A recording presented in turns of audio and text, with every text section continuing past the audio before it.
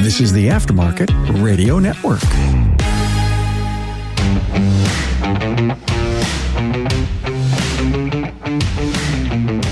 Welcome to another episode of Business by the Numbers. I'm your host, Hunt Emrys, CPA with Parmelis & Associates. We got the last of the three-part series going over the 2024 benchmark report, where we went through hundreds of different shops' financial survey data to figure out what makes the good shops good, what makes the bad shops bad. Maybe a little bit of oversimplification, but that's what we're going to get into this week. Now, if you haven't heard the first two episodes, we went into an overview of this, of kind of some key KPI numbers and trends. 2 weeks ago, last week, we covered some different kind of data sets based on location, size, type of shop, and then jumping around on this report, because if you don't have a copy of this report, reminder that the link is here in the show notes, but skipped around because I wanted to highlight, I would say, the big idea on this in the last episode, which is what are some of the things that we can learn from the top shops? What are the things that maybe we should be avoiding based on some commonalities of some shops that might be struggling a little bit more? Before we get into that, I just wanted to stop and say thank you to you and the rest of the dedicated listeners for being a part of this show. Reminder, if you want to have a question answered on here, have an idea for a future episode, I'm always looking for ideas. Shoot me an email at podcast@parmelis.com. And lastly, we cannot forget our dedicated sponsors, NapaTrax and Promotive, for being such loyal supporters of the show. Say thank you to NapaTrax. Say thank you to Promotive if you see them. And if you're looking for a new shop management software or looking to add that person to your team, give Promotive a shout. Hey, did you know that NapaTrax is on-site training plus 6 days a week support? It all starts when a local representative meets with you to learn about your business and how you run it. After all, it's your shop, so it's your choice. Let us prove to you that Trax is the single best shop management system in the business. Visit them online at napatrax.com.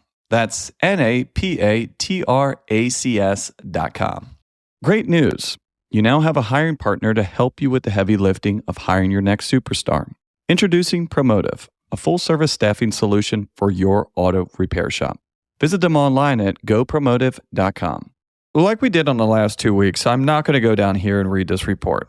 I recommend that you do this, but really of what we're going to talk about here is some of the stuff that is on the report. I'm going to go down through my analysis behind this. To start off with, we are going to be talking about the top shops, and a not very clever idea, but calling it the top versus the not. What are the top 10% doing that we probably should be doing as well or trying to mimic? And then what are the not, or the bottom 10% doing as well, that maybe we could learn something of, hey, what makes the good great and what makes the bad bad? This is not as easy as it seems. Does this mean these are the top shops? These are the shops that I would take over if I was in charge? No, not necessarily. Now, some of shops that I would probably say, hey, I would be interested in that shop are in the top. I wouldn't say any of the ones in the not are maybe something I'd be interested in, but probably some of my most attractive, or what I would say the best run businesses, are somewhere in between. When I'm talking about that, really of what I'm trying to do is set the tone of what we're talking about here. This is not the best shops. These are not the top run shops, because that is subjective. I'm going to have an answer. You're going to have an answer. Everyone's going to have an answer, and they are all right.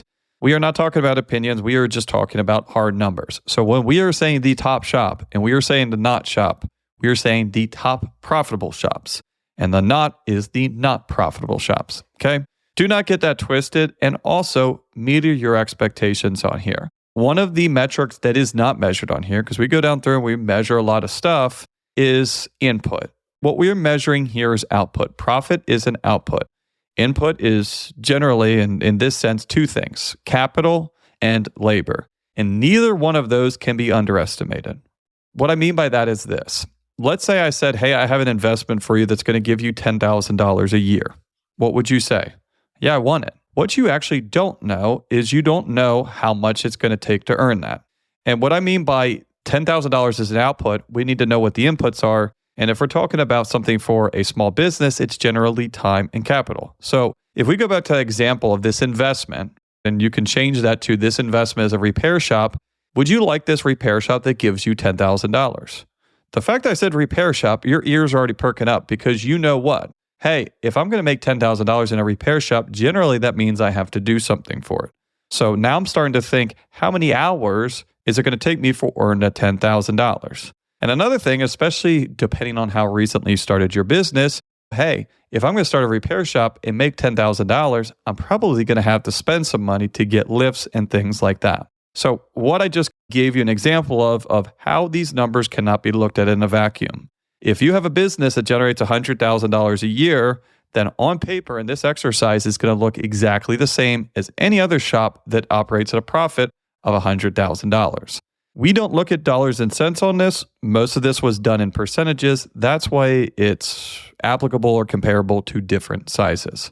But if we have a business, and I think the top shop on here is one of them, the client's there generally every single day and probably working more than full-time hours. I have some clients that are still averaging 20-25% profit margins while doing virtually little to no input, right? They are hands-off, they have second-in commands and stuff like that. Generally, if we're looking for something that is the most profitable, and as we get into this next report, it is going to be someone that is leveraging labor as much as possible. And I know that kind of the overall theme of my podcast is burying the lead, teasing you guys with some big revelation and then saving it to the end. I'm going to start this at the beginning. There is one thing and one thing alone that has allowed us to be able to judge what the profit is going to look like given a couple inputs. There is a ton of inputs, as you will see on these next pages, that are very, very bad at estimating on how good or bad the business is going to be from a profit standpoint. Average sales, monthly sales, labor rate, number of technicians, car count, none of that stuff is a good indicator of profit. Now, one thing that absolutely is productivity. And in a bigger sense of it is efficiency and productivity for the overall enterprise. There is a saying, and the saying is based in truth, right? I mean, this is part of the reason why we did this exercise. Is there stuff I've always said and I've always felt, and this is not novel ideas. I've been taught this over the years, and other people have told me this, but this benchmark really gives firsthand data that I think is virtually impossible to argue the statement. The statement is if you want a very profitable business, you need to run your business understaffed. If you want a very easy business to run, you want to run it overstaffed. When you think about that, it seems fairly simple, yet the idea sometimes is ignored. If you have a shop that does $1 million a year and you got 3 employees, it's a lot easier to make money than the same business with 8 employees. Simple facts, right? There is legal amounts that you have to pay people, and there's also certain amounts that you need to get someone qualified. The more bodies that you have in there, the more sales you need just to pay for the bodies. Think about those bodies as overhead. If you only have yourself, you don't have any labor costs. So whatever you're selling in labor sales is going to you. Compare that to someone that has 20 mouths to feed. How many labor sales do you need until that money is now going to come to you? Same exact idea. Also, that is not factored in here is the stage of business that you're in. Again, you can run your business however you want. But what I generally see, and I think I can probably agree with this logic, is bell curve on profitability for most small businesses, and auto repair shops are really no different. The way that this bell curve generally looks is when you first start your business, you probably aren't going to make a lot of profit. You're going to make mistakes. There's going to be things that are going to go right. You're going to learn from those. You're going to grow. Maybe you hire a coaching company. Maybe you have a revelation. Maybe you just figure out the right team. But generally, as the business grows and continues on, profitability will increase. Maybe you get to this point, and some people do and some people don't, but there gets to a point where you've figured out how to run this business. You figured out what the sweet spot is for size, what your niche clientele is, and you've really maximized that business. At that point, that's what we would see as the peak of that bell curve. Hey, this is the maximum amount of profitability that this business can probably crank out. What most people realize is that peaked out, you're redlining this business for all intents and purposes, is probably not sustainable. You are operating on all cylinders. You're at 100% productivity, 100% efficiency. Think about your shop if you were booked 2, 3, 4 weeks out during COVID. It's probably exactly that. You were printing money. It is not the best business to run. It is not the best business to work for. It's a little bit of a stressful environment. While I might see a business operating at 20, 30% net profit at that point, I don't generally see people ride that for 5, 10, 20 years.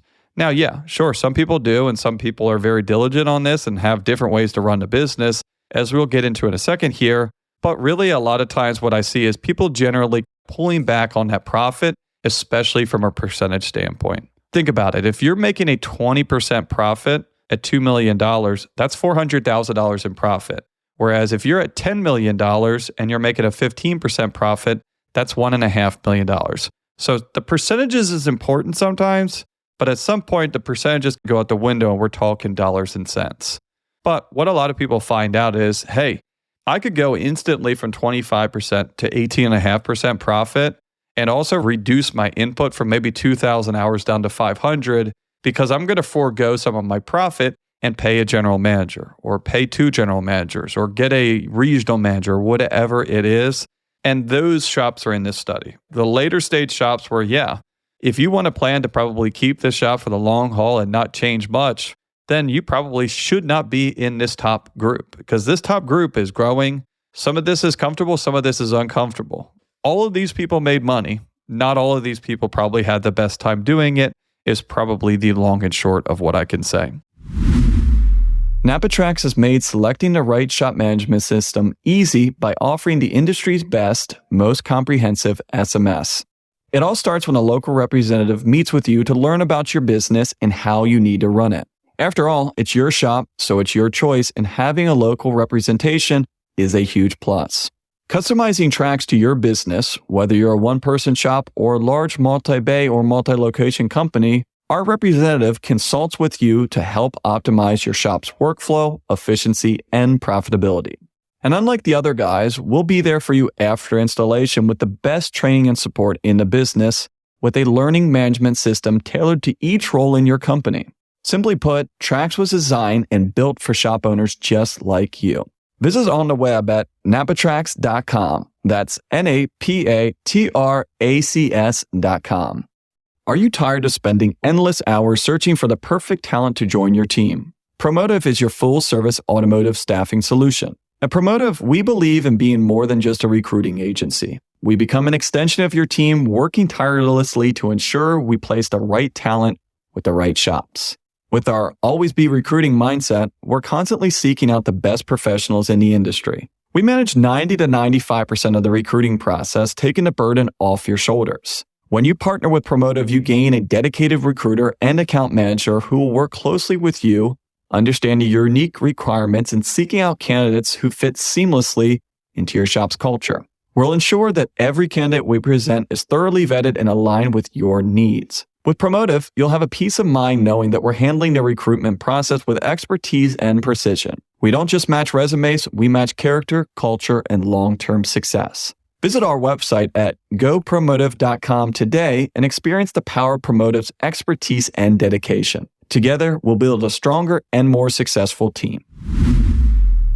Going down through here again, read this stuff, look at these charts, but one of the biggest, differences is productivity. The top shops average about 20% higher productivity than the lower shops, and to put it in another words, about 50% higher. 40% productivity versus almost 60% comparing bottom to top. The biggest thing that I got out of this one is that you should not ever let anyone tell you on how to run a shop, especially if it's going to be, this is the way that you need to do it. If you have someone that says, hey, you need to increase your sales, if they're ultimately looking for a bottom line dollar, there is some situations where you want to increase sales. And if it's in the vein of productivity, then great. But if they think, hey, you need to have a higher grossing shop, there's no correlation between the two. If your expenses are all the same, if your gross profit is relatively the same, then having more sales come through your business is going to make you more money. But that's not a novel idea. That is just working harder, not smarter. And that does not mean that you're working stupidly. It's like, well, if you want to make more money, you just need to sell more. That's not a novel idea. One of the things here that is curious is a lot of this stuff is often talked about. Hey, how much are you doing in sales? How much is your average repair order? What is your car count? Okay, just like I said for the last 2 weeks, look at that. It's a good number. It might be relevant to you, but it probably is not. And that's the long and short. I have seen so many different kinds of shops that it really opens my eyes because I still to this day see people doing this differently. Actually, an episode that I'm going to record shortly after this kind of goes into highlighting one of those. And just again, of me looking at some different, how to run a business or how to price things or how to compensate your employees. Again, something I've never seen before. Probably on paper, I said that won't work. And then someone proves me wrong. Wow. You proved me wrong because never thought it would work. Hypothetically, it doesn't, but you just did it.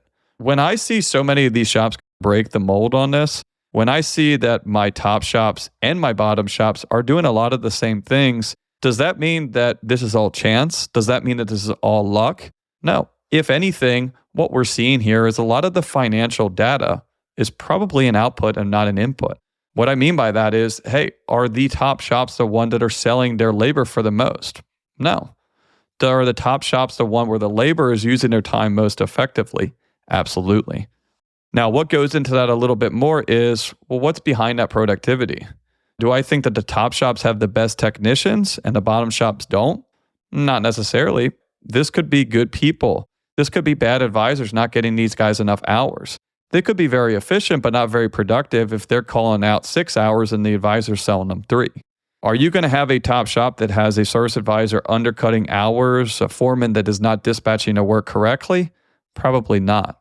And so what we really see here is the only real commonality behind this is being a good leader and being a good manager, because people are your lifeline. How many times can you go down through and look at your shop or look at a period or look at a year and be like, we just didn't have a good year because we did not have the right people in place? Now, how many times can you look at the exact opposite of when it was like a light switch going on?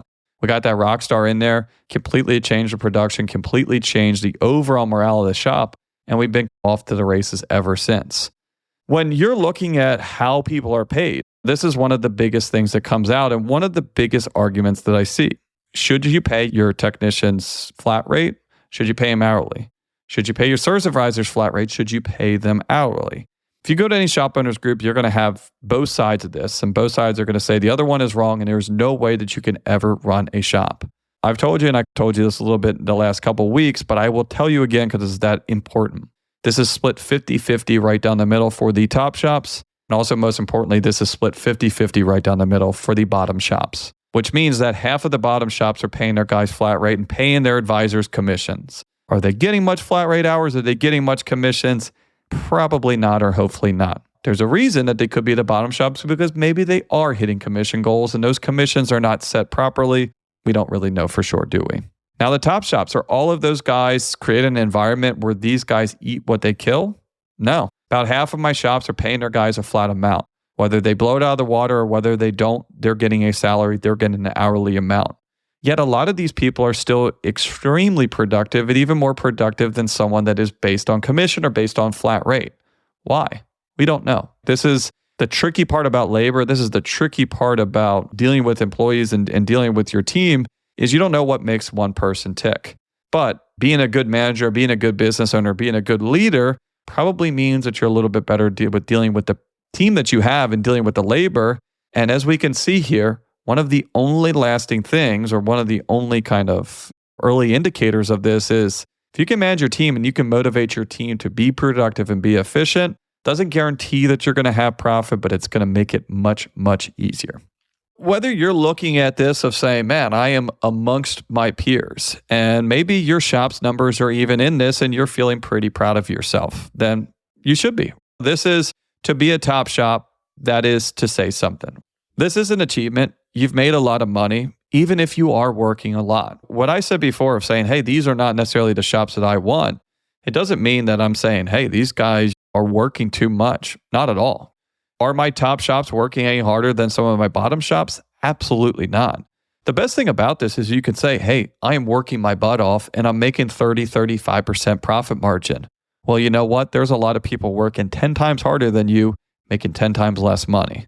If you're going to work your butt off, you might as well make profit doing it. The nightmare scenario is if you're working 2,500 hours and you're still not making any money. But there's always next year, there's always room for improvement. And even if you are in this top shop, I guarantee that you probably have a couple aspects that even you can improve on. I hope you enjoyed that. I hope that you enjoyed the last couple episodes we did where we went down through this. And yeah, would love to hear your thoughts. Would like to hear your feedback. And if you have an analysis that you think, Hunt, you missed this altogether and here's what I think, I would love to hear it.